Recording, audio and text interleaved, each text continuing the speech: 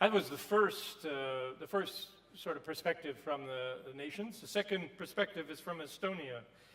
Mr. Salm Kusti is the National Armaments Director within the Estonian Ministry of Defense and the Estonian Defense Forces, where he's responsible for the armaments procurement, infrastructure, life cycle management, defense industrial policy, and defense R&D activities. In 2017, he was the chair and also the chief negotiator of the European Defense Industrial Program, Development Program, where 500 million euros was at stake, looking at proper ways to invest that for the future. So without additional ado, I would like Mr. Kusti to come forward. Welcome. Yep, thank you. Yep. So I tried to unblock this first. Yeah, it works. Thanks.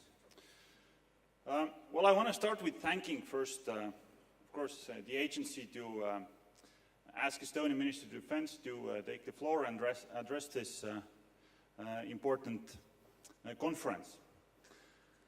But even more specifically, I want to thank NCIA for promoting industrial relations, opening doors for small and medium enterprises, and making their best efforts to bring bright ideas on board in NATO. It's not an easy task. Clearly, NATO is one of the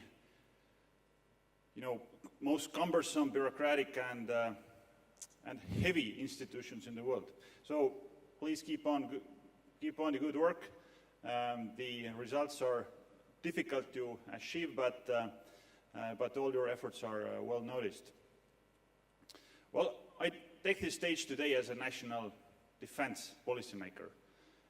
My job back in Tallinn is to be responsible for, besides all the defense investments, to make our industry to grow, to make our R&D to yield tangible results, and to make sure that our organization is responsive for all the bright ideas. Or at least I try to pretend believably that I do this. When I try to speak about cyber innovation in Estonia, then it's not a very difficult task, because many of you know that Estonia has been the leader in the digital agenda for decades. And now if I just take a few steps back and try to look at this in retrospective. I don't have slides, but please try to depict Estonian map at night on the screen here. It looks like North Korea, right? And not because of the power outage, but because of the fact that Estonia has the lowest population density in Europe. We get 15 times less people per square kilometer than in the Netherlands, 12 times less than in Belgium, which posed us a huge,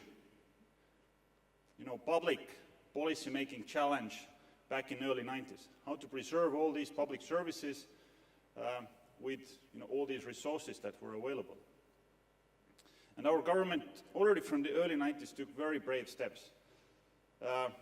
We installed the paperless governance, or the cabinet meetings, already in the early 90s, which was a great example of leadership for all the public institutions. Then at the middle of 90s, there was an overambitious program called Tiger Leap, with an intention to bring internet connection and personal computers to every single school of Estonia. Well, now in 2018, it sounds like, well, what's so special about this? But back in '98, it was a big thing. And it had a huge success. It was the seed that planted the programming in the schools, the robotics classes in the schools nowadays. Soon after, we introduced the ID cards that is in the pockets of each and every Estonian citizen, and which was a gateway for the secure digital identity for each and every Estonian.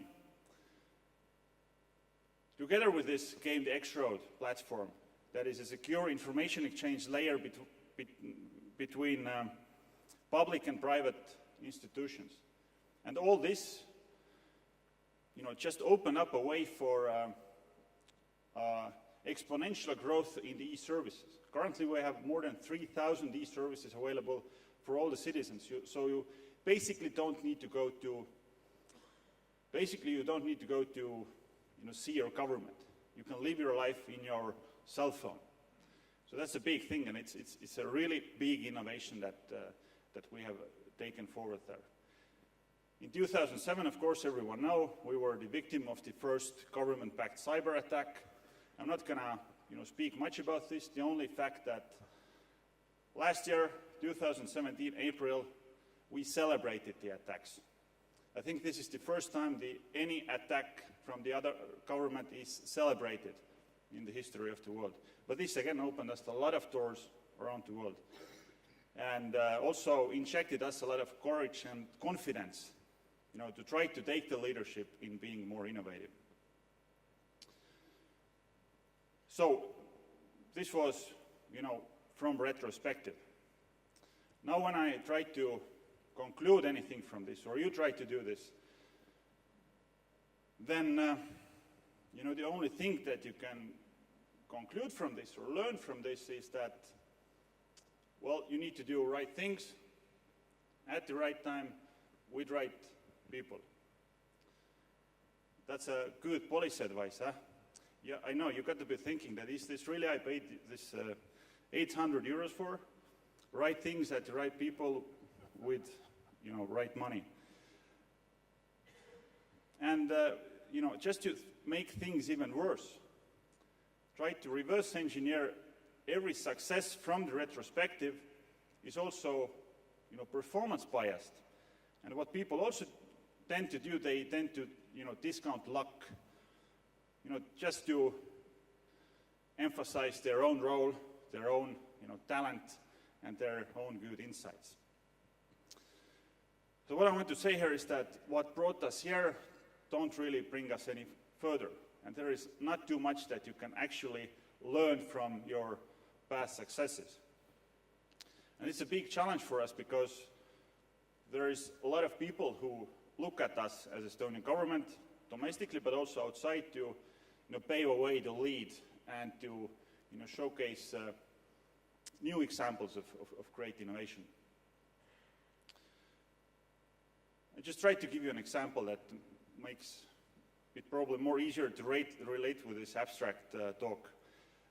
There has to be tens of thousands of football coaches or parents or, business analytics who try to reverse engineer Ronaldo's, Messi's, and Facebook's. To find patterns, what they ate for breakfast, and at what time they went for practice and all this. Well, you all know that this is totally useless. You will never find the secret formula. The secret formula behind these successes is that behind every Ronaldo and Messi, there are at least 10,000 promising football players who never made it to being a Messi or Ronaldo. Or behind every Facebook, there are at least 100 other Facebooks that disappeared into the history without anyone knowing about them. I speak about these tens of thousands of soccer players as failures, but as a policymaker, we need to think about them as a pool for your success. So now I try to maybe give you a few examples how we try to increase this pool, open up the government, open up the awareness, training resources to bring the idea of defense innovation for more people, for more youngsters, companies, SMEs, foreign partners.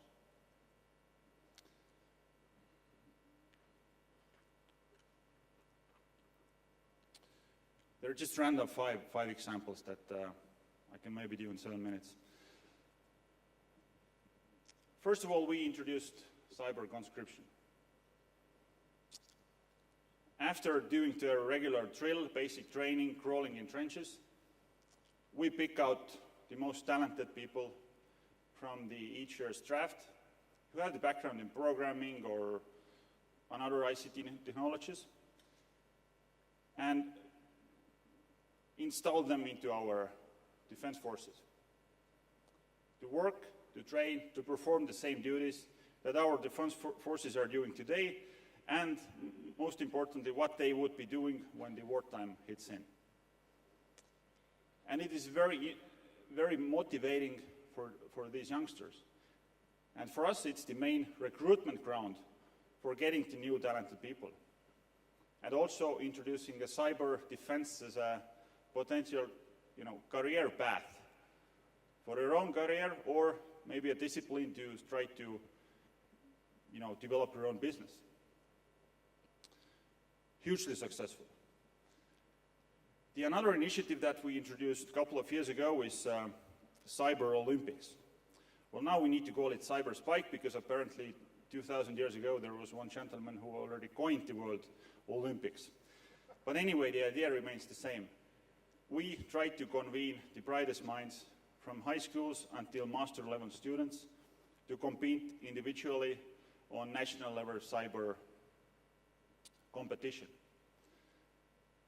And again, although the competition element is very important, the main strategic idea is to open up the cyber defense, which is very inward-looking discipline, to be honest. You don't really find much information about this. It's not perceived as being sexy by youngsters. So you somehow need to make extra efforts to make people want to engage with cyber defense. I just read an interesting study a few years ago about the workforce in the US. Apparently, the average wage in cyber defense is $140,000 a year in cyber defense, and in the regular ICT disciplines it's just $100,000. So there needs to be some type of discrepancy or some type of demand gap, which makes cyber defense less attractive. And our diagnosis, it's mainly related with awareness and training. The other big campaign that we're doing is the Cyber Cracker, where we address the youngsters in the basic schools from the 4th to 10th grade. Last year we engaged 10,000 students. Okay, you might think 10,000, okay, already here is 2,000, it's not much. But 10,000 students in 30% of the age groups. So we managed to basically access everyone who have any basic interest about this discipline. We are also putting forward hackathons. Just 2 weeks ago, we managed to engage around 200 engineers. We locked them up for a weekend, 48 hours, gave them 12 ideas, and asked them to come back with a, almost workable prototype by the Sunday evening. And they did. Okay, although we didn't, break the internet there, or didn't come up with a new Facebook. But the main idea was to, again, open up the world of military innovation, bring people in, and advertise that this is an attractive area to contribute to the national defense, but also you engage your bright ideas. Likewise, we also run yearly innovation contests. And if we now try to look back on what have been our industry successes in last 5 to 6 years, then every single one of them have had some type of MOD early level support. And lastly, I want to introduce something that is a new concept that is actually also closely related with the actions that we take forward in NATO. Estonia is a host nation for 2 of the largest multinational cyber defense exercises in the world, Lock Shields and Cyber Coalition. We also have or host the NATO cyber range capability with a very neat agreement with ACT.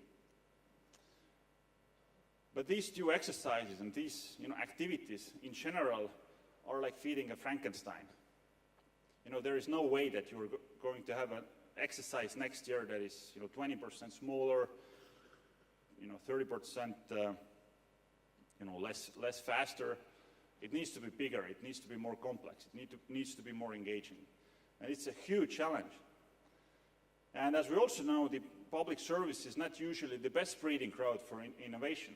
So we somehow need to find a platform, to find a way how to engage SMEs, talented youngsters, cyber enthusiasts, even the bigger companies who have innovative products that could be used but are not maybe ready yet. And for that, we will introduce at the beginning of next year the concept of open cyber range, which is basically a replication of the capability that we're currently running, which is, by the way, the highest performance cyber range capability in continental Europe. And we will open the capability up for academia, SMEs, youngsters, cyber enthusiasts, bigger companies. We run the same tests, same experiments, let them to use the capability and virtualize whatever enterprise networks they need to do. And then we get a very good picture of what is the status with the state-of-the-art innovations. And this also provides us with the opportunity to pick and choose the best ideas, try to implant them back into the multinational military exercises we are conducting, and hope that this strategy will somehow make the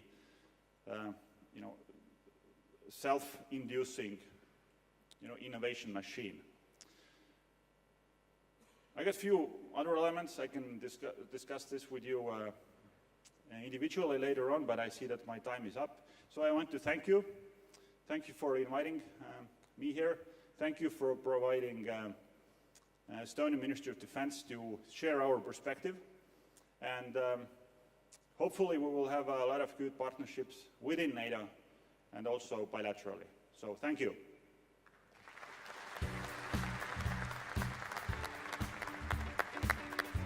Salm.